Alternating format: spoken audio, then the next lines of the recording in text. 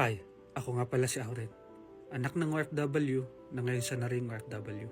May pangarap, kaya dapat magsumikap.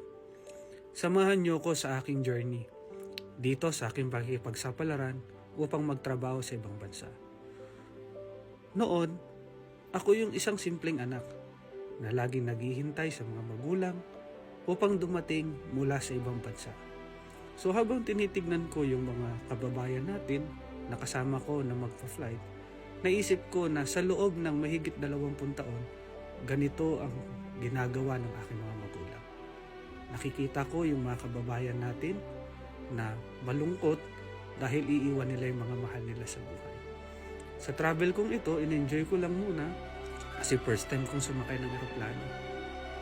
At yung pinakinaabang ko, syempre yung pagkain. Pero dumako na tayo sa seryosong to.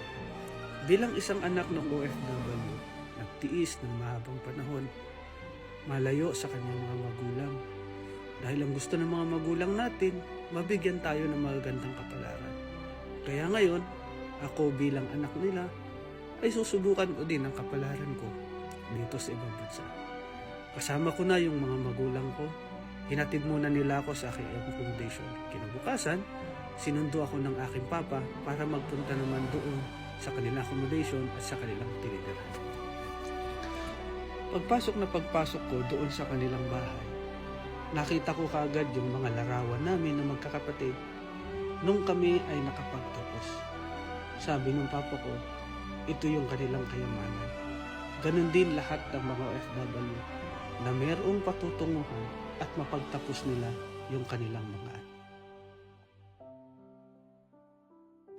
Kaya samahan niyo ko sa aking journey para pag-usapan natin at talakayin kung ano ang pakiramdam ng maging isang anak ng OFW sa mahabang panahon at makapagbigay na rin ng inspirasyon sa mga kababayan natin na nagbabalak magtrabaho sa ibang bansa.